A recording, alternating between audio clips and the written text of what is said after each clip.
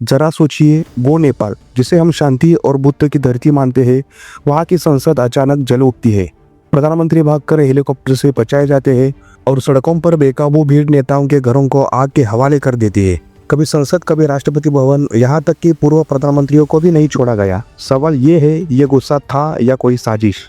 नेपाल के युवाओं ने आखिर ऐसा क्यों किया? क्या वजह इतनी बड़ी थी कि लोकतंत्र का दिल ही जला दिया गया? आज हम देखेंगे नेपाल के संसद दहन का वो सच जो सिर्फ खबरों की हेडलाइन नहीं बल्कि पूरे साउथ एशिया की राजनीति को हिला देने वाला सच है। नेपाल में हाल ही सरकार के खिलाफ हुए प्रदर्शन में प्रदर्शनकारियों ने पार्लियामेंट, प्रधानमंत्री, राष्ट्रपति के निजी आवास में आग लगा दी और सिक्योरिटी फोर्स से उनके हथियार छीन लिए। उन्होंने 3 पूर्व प्रधानमंत्रियों के घर पर भी हमला किया। पूर्व प्रधानमंत्री जवाहरलाल खनाल के घर में आग लगा दी। इसमें उनकी पत्नी राजलक्ष्मी चित्रकार गंभीर रूप से जल गई। उन्हें तुरंत कीर्तिपुर बर्न अस्पताल में ले जाया गया, जहां उनकी मौत हो गई। उधर पूर्व प्रधानमंत्री शेर बहादुर देउबा को उनके घर में घुसकर पीटा, जबकि वित्त मंत्री विष्णु पौडेल को काठमांडू में उनके घर के पास दौड़ा कर मारा गया। देश में जारी हिंसक घटनाओं के बीच प्रधानमंत्री केपी शर्मा ओली ने पद से इस्तीफा दे दिया। सेना का एक हेलीकॉप्टर उन्हें सुरक्षित स्थान पर ले गया। राजधानी काठमांडू और आसपास के इलाकों के झड़पों और आगजनी में अब तक 22 लोग मारे जा चुके हैं, जबकि 400 से ज्यादा लोग घायल हैं। लेकिन सवाल यह है कि नेपाल में युवाओं ने यह सब क्यों किया? इसकी वजह हमें जानना जरूरी है।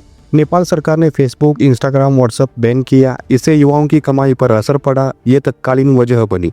लेकिन पिछले 24 सालों में नेपाल 3 बड़े घोटालों से हिल गया। 2021 में 54,600 करोड़ का गिरिबंधु भूमि स्वयं घोटाला, 2023 में 13,600 करोड़ का ओरिएंटल कोऑपरेटिव घोटाला और 2024 का 69,600 करोड़ का कोऑपरेटिव घोटाला। पिछले 5 सालों में नेपाल में राजनीतिक अस्थिरता के चलते 3 प्रधानमंत्री बदले गए। साथ ही नेपाल में बेरोजगारी दर 10% से अधिक है और सिर्फ 20% लोगों के पास देश की आधी से ज्यादा संपत्ति है। नेपाल पर कभी अमेरिका तो कभी चीन का दबाव दिखा। विपुल एक विवाद और चीन से नजदीकी बढ़ने के कारण भारत से रिश्ते बिगड़े, जिससे नेपाल पर आर्थिक दबाव पड़ा और युवाओं में बेचैनी बढ़ी। और सबसे अहम बात, नेताओं द्वारा रिश्तेदारों को अहम पद देना, उनके बच्चों की विदेश यात्राएं, महंगे ब्रांड्स का इस्तेमाल और पार्टियों ने युवाओं के गुस्से को और बढ़ा दिया। अब सवाल उठता है, इस हालत में नेपाल के युवा किस पर भरोसा करेंगे? और यहाँ पर आता है एक नया नाम, बालेन्द्र शाह, जिनका जन्म 27 अप्रैल 1990 को काठमांडू में हुआ।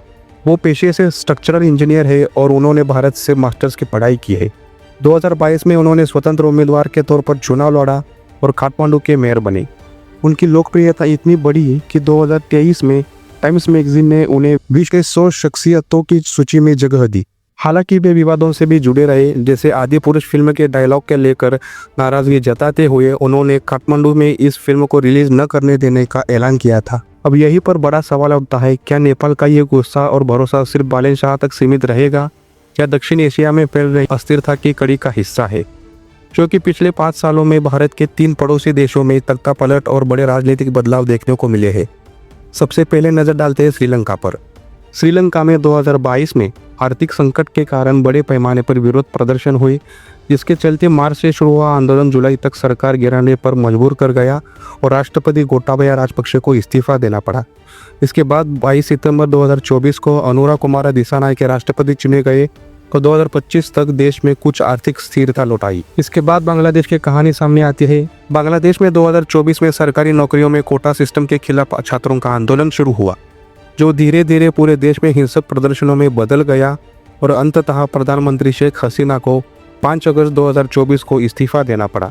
इसके बाद नोबेल विजेता मोहम्मद यूनुस के नेतृत्व में अंतरिम सरकार बनी, जो नए चुनावों की तैयारी कर रही है। हालांकि आर्थिक और राजनीतिक चुनौतियां अब भी वहां बरकरार है। वहीं म्यांमार की स्थिति और भी भयावह रही।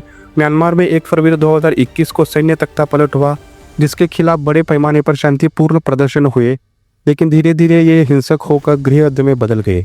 फरवरी 2021 से जारी इस संघर्ष में विद्रोही गुट अब भी सेना से लड़ रहे हैं, जिसके कारण अब तक 30 लाख से ज़्यादा लोग अपने घर छोड़ने को मजबूर हुए और 6,500 से ज़्यादा नागरिक मारे जा चुके हैं। तो दोस्तों, अब साफ हो गया कि नेपाल में युवाओं का गुस्सा सिर्फ आज की घटनाओं तक सीमित नहीं है। ये लंबे समय से चले आ रहे राजनीतिक भ्रष्टाचार, बेरोजगारी, आर्थिक असमानता और विदेशी दबाव का नतीजा है। यही कारण है कि जनता, खासकर युवा, अब सिर्फ शब्दों से संतुष्ट नहीं है, बल्कि अपने गुस्से और निराशा को सीधे सड़कों पर उतार रहे हैं।